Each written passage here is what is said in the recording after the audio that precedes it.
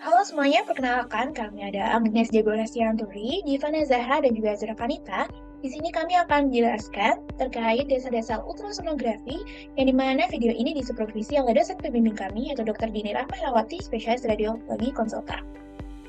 Sebelumnya, apa sih tujuan pembelajaran dari video ini? Yang pertama, ada memahami definisi USG. Yang kedua, mengetahui bagaimana proses terbentuknya gambar. Yang ketiga, mengetahui alat yang digunakan. Kemudian yang keempat, mengenali gambar-gambaran USG. Dan yang terakhir, untuk mengetahui indikasi pemeriksaan USG. Lalu, USG itu apa sih? Jadi, USG adalah suatu pemeriksaan pengambilan gambar dari bagian tubuh tertentu dengan memanfaatkan gelombang suara.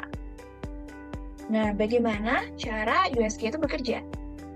USG bekerja dengan memancarkan gelombang ultrasound yang kemudian gelombang ini akan dipantulkan kembali oleh tubuh dan alat USG ini nantinya akan mendeteksi gelombang yang dipantulkan oleh tubuh tadi. Nah, bagaimana hal ini bisa terjadi? Jadi di alat USG itu ada bahan yang terbuat dari bahan kristal keramik khusus yang disebut dengan piezoelektrik. Nah, piezoelektrik ini fungsinya apa saja sih? Jadi yang pertama adalah mengubah arus listrik menjadi gelombang ultrasonik, kemudian mengubah getaran mekanis menjadi arus listrik yang dapat diinterpretasikan menjadi gambar. Kemudian alat-alat apa saja sih yang ada di USG? Yang pertama ada transducer atau probe, yang dimana alat ini akan menangkap dan memantulkan gelombang suara. Kemudian ada mesin USG, yang dimana mesin ini akan menyimpan dan menampilkan gambar serta sebagai alat pengoperasian. Dan kemudian yang terakhir adalah gel, dimana gel ini adalah pelumas dan medium penghantar gelombang suara supaya hasil gambar yang dihasilkan di mesin USG ini dapat dihasilkan dengan lebih baik. Kemudian yaitu ada jenis transducer. Jenis-jenis transducer ini dibagi menjadi 4, yaitu linear, convex, phase atau sektor, dan ada juga endocavity atau transvaginal atau transrektal. Nah, yang pertama kita bahas adalah jenis linear, di mana jenis linear ini permukaan alatnya itu datar, kemudian dapat menghasilkan gambar persegi atau persegi panjang, kemudian alat ini dapat melihat struktur yang superficial atau yang ada di permukaan. Contoh dari organnya yang bisa dievaluasi yaitu ada vaskular, muskuloskeletal, tiroid, dan juga breast. Kemudian jenis yang kedua adalah jenis convex, di mana bentuknya lebih cembung permukaannya, kemudian bidang yang bisa dievaluasi lebih luas, dan juga daya tembusnya itu lebih dalam. Contoh dari organ yang bisa dievaluasi dengan jenis ini yaitu ginjal, hati, lambung, pankreas, dan juga yang terakhir adalah janin pada ibu hamil. Kemudian ada jenis transducer phase atau sektor, yang dimana transducer ini memiliki permukaan yang datar seperti persegi kecil, kemudian bisa melihat kedalaman yang baik, terutama untuk melihat jantung. Dan yang terakhir ada jenis endocavity atau transvaginal atau transrektal, yang dimana pegangan probe-nya itu lebih panjang dan lebih berbentuk seperti U. Kemudian untuk transducer ini untuk melakukan pemeriksaan melalui vagina, meliputi uterus, ovarium, dan juga bisa untuk melihat transrektal. Selanjutnya, di sini kita akan membahas terkait sifat-sifat gelombang suara pada organ, yang dimana organnya dibagi menjadi 3, yaitu organ yang berisi cairan, organ padat, kemudian organ yang berisi udara. Pada gelombang suara di organ berisi cairan, di sini gelombang suaranya itu akan meningkatkan pergerakan sehingga struktur yang dilihat itu bisa lebih jelas. Contohnya pada organ kandung kemih, kemudian pada organ padat, gelombang suara ini dapat memberikan gambaran yang jelas dan juga detail sehingga dapat lebih jelas untuk dievaluasi. Contoh organnya yaitu ada hati, pankreas, ginjal, dan juga limpa. Dan yang terakhir ada organ berisi udara.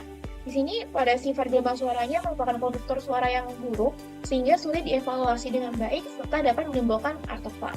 Contoh organnya yaitu paru-paru dan juga usus. Ini kami akan menampilkan contoh gambaran USG. Yang pertama yaitu organ berongga yaitu jantung. Kemudian ada organ padat spleen atau limpa. Dan kemudian ada organ berongga lagi yaitu paru-paru. Dan yang terakhir di sini ada gambaran USG yaitu organ yang berisi cairan ya, yaitu organ kandung kemih, yang dimana di sini bisa kita lihat yaitu bentuk warna hitam ini yang berisi urin dari kandung kemih. Selanjutnya kita akan beralih pada ekogenesis. Eko adalah istilah untuk pantulan balik dari gelombang ultrasonik yang keluar dari transducer sebelumnya. Eko ini menghasilkan perkiraan jarak yang ditempuh gelombang ultrasonik berdasarkan intensitas dan waktu tunda yang diukur pada transducer. Nah, ekogenisitas ini apa sih? Jadi, ekogenisitas merupakan kemampuan untuk memantulkan atau mentransmisikan gelombang ultrasonik dalam konteks jaringan di sekitarnya. Nah, di berikut ada beberapa jenis dari ekogenisitas. Yang pertama adalah anekoid, yaitu menampilkan warna hitam pada sonogram dan memperlihatkan transmisi yang penuh gelombang. Contoh dari gambaran anekoid ini yaitu adalah gambaran. Kemudian yang kedua ada hypoechoid, di mana hypoechoid ini menampilkan warna abu-abu gelap pada sonogram atau memperlihatkan area dengan ekogenisitas lebih rendah daripada sekelilingnya. Contohnya ada pada jaringan lunak. Kemudian yang terakhir ada hyperechoid, yang dimana artinya ekogenisitasnya itu terang, menampilkan warna putih pada sonogram dan memperlihatkan ekogenisitas yang lebih tinggi dibandingkan jaringan sekitarnya. Contohnya yaitu ada pada tulang, udara, kolagen, dan juga lemak. Berikut adalah gambaran dari ekogenisitasnya.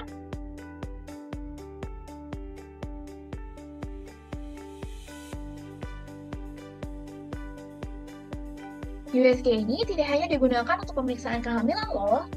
Jadi, pemeriksaan USG ini dapat dilakukan antara lain yang pertama ada USG koli atau leher, di mana pemeriksaan ini dilakukan untuk pemeriksaan kanker tiroid, gangguan pada kelenjar air liur, dan juga sejenisnya.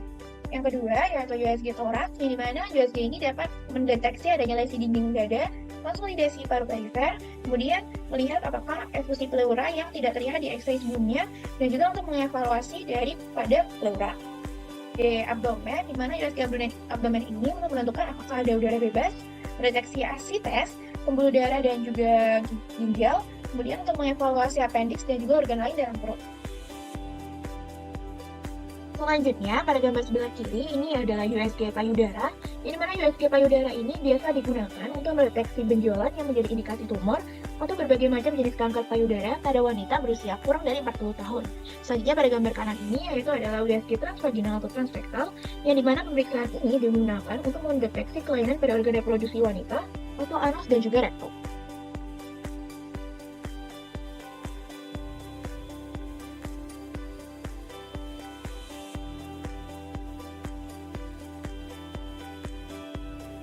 Dan yang terakhir, di sini ada USG Doppler yang digunakan terutama untuk menganalisis aliran darah.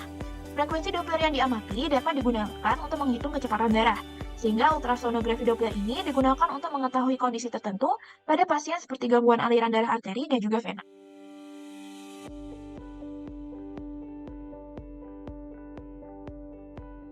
Sekian video dari kami, terima kasih dan semoga bermanfaat.